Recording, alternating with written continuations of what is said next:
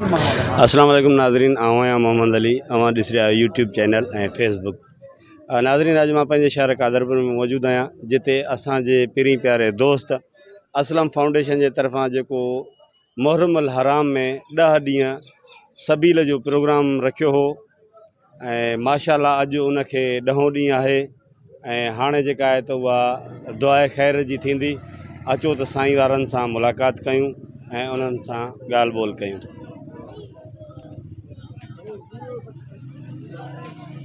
अस्सलाम वालेकुम साईं। वालेकुम अस्सलाम साईं। अॼु 10 मुहर्रम हराम आहे ऐं ही असलम फाउंडेशन जे तरफ़ां 10 ॾींहं सबील कैंप लॻाई वई। ही असांजो मुस्लिम तरीक़े जो हिकिड़ो वॾो सोज़ ऐं ग़म जो ॾहाको। हिन वॾे तावन सां ऐं कादरपुर शहर जे अॾे ते ही प्रोग्राम हलायो, तमामु सुठो हलियो ऐं वॾी ख़ैर ख़ूबी सां निभी वियो, पुर अमन तरीक़े सां निभी वियो। ख़ुदा इनखे इहा सघ ॾे ऐं कामयाबु करे ईमान सां हलाए। असां इन जी तारीफ़ कयूं था ऐं इमाम पाकनि जी जे लाइ ही सबील हली वई। ख़ुदा करे इहा क़बूल थिए ऐं ता क़यामत हिन जो सवाब ई हले ऐं हिन जी ईमान जी तक़ाज़ा खे बि ॾिसूं था त नंढड़ी यंग उमिरि में तमामु वॾी जफ़ाकशी सां ही महिनत करे थो ऐं हिते बि इलाइक़े में पूरे तरीक़े सां फाउंडेशन जे तरफ़ां वॾी महिनत सां हिन ग़रीबनि सां तावन बि कयो आहे ऐं हिते बि माना ही सबील 10 ई ॾींहं कामयाबु तरीक़े सां हिन हलाई। महिरबानी। अच्छा साईं, इन खां अलावा इन ॿिया हिते कहिड़ा कहिड़ा कम कया आहिनि असलम फाउंडेशन जी तरफ़ां? काफ़ी कम अहिड़ा कया अथई जेके ग़रीबनि में कपिड़ा विराया अथई ऐं इन कमनि में कमु ईंदो रहंदो आहे हमेशह।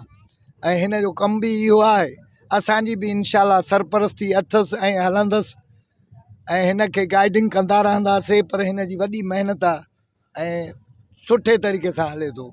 माशाअल्लाह साईं, अल्लाह साईं इनखे इन नेक कम जो अजर ॾींदो। साईं, अव्हां जो छा रायो आहे असलम फाउंडेशन जे बारे में? सही है साईं, तमामु सुठो कमु आहे। सुठो। अच्छा साईं, तव्हां ॿुधाइजो। असलम फाउंडेशन जो कमु नंढी उमिरि में हिन तमामु बहितर कम कया आहिनि। जेतिरी हिन जी उमिरि न आहे पर उमिरि खां वधीक हिन तमामु बेस्ट ऐं बहितर कमु ॾेखारियो आहे। ऐं हालांकि हिन न्यू जनरेशन में ऐं हिन दौर में जेकॾहिं असांजा सभु नंढड़ा नौजवान इन सां हिकिड़ो इतिहाद करे यकजहती करे इन सां साथ ॾींदा त हिन जी अञा वॾी दिलि थींदी ऐं दिलि वधंदी ऐं इंशाअल्लाह असां दुआऊं पीरनि जूं इन सां साण आहिनि। हमेशह रब ताला इन खे आबाद कंदो ऐं इंशाअल्लाह इन जो अजर रब ताला ज़रूरु हिन खे ॾींदो। इंसानियत जे नाते सां नंढी उमिरि में हिन तमामु बहितर ऐं VIP कमु कयो आहे ऐं इन जो अजर हिन खे इंशाअल्लाह रब ताला हर हाल में ॾींदो ऐं मिलंदो बि रहंदो। असांजी दुआऊं आहिनि ऐं तव्हां बि जेके बि नंढा वॾा आहियो सभिनि सां गॾिजी तावन कयो, कोऑपरेट कयो। इंशाअल्लाह ही पंहिंजे मंज़िल मक़सूद ते लाज़मी पहुचंदो।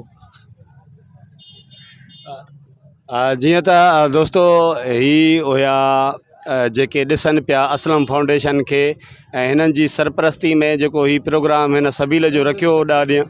ही हुया मोज़िज़ शख़्सियत जंहिं पंहिंजी निगरानी में इहो प्रोग्राम करायो। अल्लाह पाक हिन खे अजर ज़रूरु ॾींदो इमाम हुसैन अलैहिस्सलाम जे सदक़े। ऐं हिन ॿिया बि खोड़ सारा कम कया आहिनि, जीअं ग़रीब ऐं मुस्तहिक़ जेके हुया उन्हनि में ईद ते हिन लटा विराया ऐं ॿिया सारा खोड़ बि कम आहिनि जेके हिन रमज़ान शरीफ़ में हिन शुरूआत में उतां ई स्टार्टिंग कई। अल्लाह पाक हिन खे हिन जो अजर ज़रूरु ॾींदो। अचो त असलम सां ख़ुदि पाण मुलाक़ात कंदासीं। अस्सलाम वालेकुम साईं। वालेकुम अस्सलाम। साईं छा हाल आहे? अल्हम्दुलिल्लाह तमामु ठीकु। तव्हांजी दुआयूं? साईं ही जेका तव्हां 10 ॾियारा सबील कई हुई, रखी हुई इमाम हुसैन अली मक़ाम जे नाले ते, इन खां अलावा तव्हांजी फाउंडेशन ॿिया हिते कहिड़ा कहिड़ा कम कया आहिनि पंहिंजे कादरपुर शहर में? बिस्मिल्लाहिर्रहमानिर्रहीम। अल्हम्दुलिल्लाह असलम फाउंडेशन टीम जेको आहे पहिरियां अज़म खयों त इंसान ज़ात जी ख़िदमत करणु। अल्हम्दुलिल्लाह पहिरियां जेको असांजो टारगेट हुयो रमज़ान इफ़्तारी प्रोग्राम हुया।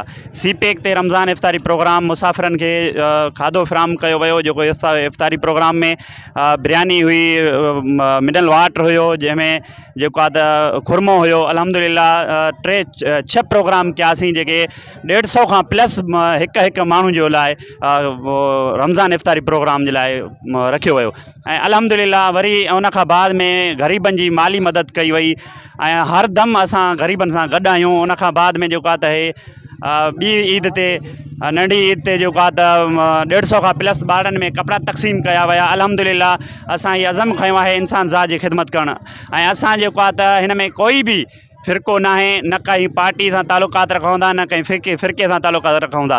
असां इंसान ज़ात जी ख़िदमत कयूं था। पूरी जेका मुंहिंजी टीम आहे, जेके बि आहिनि, इहो ई हिन जे दिलि में जज़्बो आहे त असां इंसान ज़ात जी ख़िदमत कंदासीं ऐं न कंहिं पार्टी खे ॾिसंदासीं। जेको बि असां वटि ईंदो असांजो माना मोज़िज़ आहे, असां उन जे लाइ ख़िदमत कंदासीं। को असां सां तावन करे उन जी बि इज़त आहे। जेको असां वटि वठणु अचे थो, जेको ग़रीब आहे, मुस्तहिक आहे, असां उन जी भरपूर मदद कंदासीं जेको असांजो हाल हूंदो। अच्छा, ही जेका तव्हां फाउंडेशन खोली आहे असलम फाउंडेशन जे नाले सां, इन्ही में तव्हां सां कंहिं MNA MPA तावन कयो आहे? हिन महिल ताईं त MNA MPA तावन न कयो आहे। बाक़ी काफ़ी जेके आहिनि असांजा मोज़िज़ शख़्सियत असांजे जेके शहर जा आहिनि उन्हनि सां असांजो राब्तो आहे, उहे बि असां सां राब्ते में आहिनि ऐं पंहिंजे शहर खां बि हिन पहिरें मुहर्रम खां वठी 10 मुहर्रम ताईं हिकिड़ो इरादो कयो वियो। अल्हम्दुलिल्लाह जेको आहे त हीअ कैंप जारी ऐं सारी रही 9 बजे खां शाम जो 5 बजे ताईं। जेके सऊदी अरब खां जेके असांजा हिते पाकिस्तानी वियल आहिनि, उहे लोकल दोस्त जेके आहिनि असांखे उहे तावन करनि था काफ़ी जेको आहे त ऐं असांजे शहर जा बि असांखे तमामु उन जी सपोर्ट आहे। उहे बि असांखे रक़म डोनेट करनि था ऐं असांखे जेको आहे त सामान डोनेट करनि था। उन्हनि जो सामान ॾिनल सामान ऐं उन जी रक़म बाअमानत हिते जेको आहे त ख़र्च थिए थी ऐं हिते सबील में जेको आहे त हले थी। अच्छा, इन खां अलावा तव्हां इहो मूंखे ॿुधायो त पर ॾींहं जे हवाले सां जेको ही तव्हां 10 ॾींहं प्रोग्राम रखियो, उन में तक़रीबन तव्हांजो खंड जो ऐं खीर जो तक़रीबन अंदाज़ो लॻायो त केतिरो ख़र्चु थियो हूंदो? साईं जेको पहिरें मुहर्रम खां जेको हुयो तंहिंमें हिकु कटो ईअं सम्झो तक़रीबन खंड जो ख़तमु थिए पियो ऐं उन में तक़रीबन 6 खां 7 हज़ार प्लस ख़र्चो अचे पियो। पोइ असां थोरो घटाए करे असां एतिरो जेको आहे त अफोर्ड नथा करे सघूं, पोइ इन में असां थोरो घटाए करे असां उन जो अधु रखियोसीं। तक़रीबन 3000 खां प्लस 4000 ख़र्चो डेली जो अचे पियो। अच्छा, हीअ जेका तव्हां फाउंडेशन खोली आहे, इन में जेको आहे तव्हां इन खे रजिस्टर्ड करायो आहे? न हिन महिल ताईं रजिस्टर न आहे। रजिस्टर जो जेको आहे त इहो मसइलो न आहे। जे अगरि असां में जज़्बो आहे, असां में ईमानदारी आहे त इहा रजिस्टर खां वधीक ताक़त रखे थी। सही, मुंहिंजो चवण जो मक़सदु आहे जेकॾहिं तव्हां रजिस्टर्ड कराईंदा हुए त इनशाला तव्हांखे ॿाहिरियां ॿिया जेके दोस्त पाकिस्तान में रहनि था, जेके ग़रीबनि जी मदद करणु चाहिनि था, उहे बि इनशाला तव्हांजी भरपूर मदद कंदा।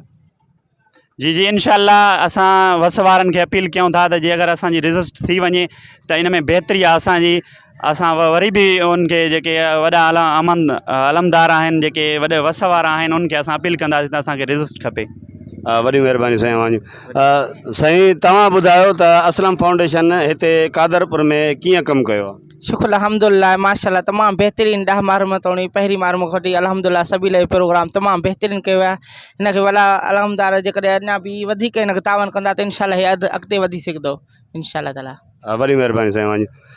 साईं, तव्हां छा था चवणु चाहियो? असां इहो चवंदासीं हिन भाऊ खे जस आहे जो हिन एॾी महिनत करे हिन ग़रीबनि जे लाइ हिकु कैंप खोली, फाउंडेशन खोली त जीअं ग़रीबनि मुस्तहिक ॿारनि ताईं असां मदद करे सघूं। हिनखे जस आहे त हिन वॾी महिनत कई आहे। असां इहो चवंदासीं अॻिते बि महिनत कंदो रहे ऐं ग़रीबनि ॿारनि जी मदद करे। वॾी महिरबानी। दोस्तो, जीअं त ही हुयो असलम फाउंडेशन जो ख़ुदि मालिक जेको मोहम्मद असलम संगड़ जंहिं ही पंहिंजे नाले ते कैंप लॻाई, इमाम हुसैन जे नाले ते हिन 10 ॾींहं सबील हलाई। त हिन जो चवण जो मक़सदु हुयो त फ़ी ॾिहाड़ो मुंहिंजो ख़र्चु तक़रीबन 6.5 खां 7.5 हज़ार अचे पियो ऐं मां वस वारनि दोस्तनि खे जेके MNA MPA आहिनि या जेके UC बंद जा चेयरमैन आहिनि या जेके बि आहिनि, ऐं मां उन्हनि खे इहा मोदबाना गुज़ारिश कंदुसि त जेका हीअ असांजी फाउंडेशन आहे हिते कादरपुर में असलम फाउंडेशन, बराए महिरबानी इन सां भरपूर तावन कयो वञे।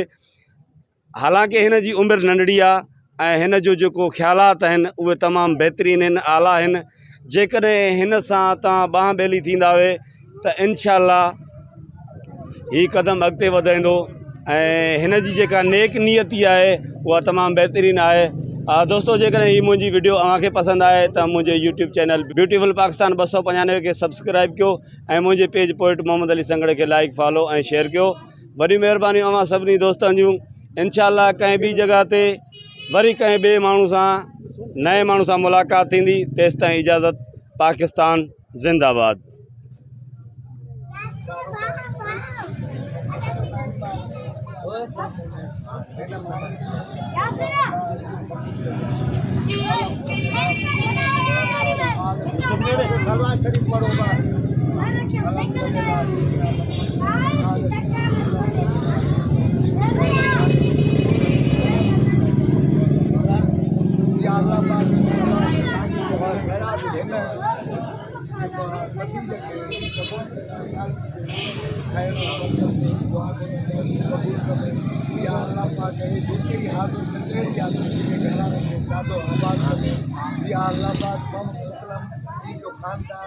हाल औलाद भाई देखो तेरे कारोबार इन्हें कारोबार इन खैर जे कम में तू इजाफो करे तू मददगार हिन जी ईमान जी तकादा मददगार ईमान में रहे मददगार थे तू कबूल करे खालिका तू मालिका तोखे अल्लाह सके हुसैन बरकत सा करे इन्हें के दुआ कबूल दे या अल्लाह पाक ये सके हुसैन अलम सल्लल्लाहु सय्यदना मोहम्मद व अला आले मोहम्मद अलम सल्लल्लाहु या अल्लाह पाक जेके हिन तालीम में आए सभिनी ला दुआ खैर कबूल करे जन देश परदेश जा माण्हू आहिनि उन्हनि जी दुआ बि क़बूल करे उन्हनि तावनि दुआ उहा बि दुआ क़बूल करे शाहरदारे दोस्तनि जन ईमानदारी सां हिन जी मदद कई आहे उहा दुआ ई क़बूल करे या अल्लाह पाक सभिनी ॾे ख़ैर हिन महफ़िल ॾे ख़ैर हिन हाज़ुर कचहरी ॾे ख़ैर हिन ॾहाके में जन हिते सबील हलाई आहे उन्हनि जी आल औलाद ॾे ख़ैर कोन्हे पंतन पाक जे सदके हुसैन पाक जे या अल्लाह पाक सभिनी जा वेड़ा जेका फाउंडेशन आहे उन्ही खे तूं पाक पंतन पाक जे सदके हुसैन ऐं कामयाब कंदे तू ही मददगार आहे तू ही खालिक आहे तू ही मालिक आहे अलम सल्लल्लाहु सय्यदना मोहम्मद व अला आले मोहम्मद अलम सल्लल्लाहु सय्यदना मोहम्मद व अला आले मोहम्मद अलम सल्लल्लाहु सय्यदना मोहम्मद व अला आले मोहम्मद।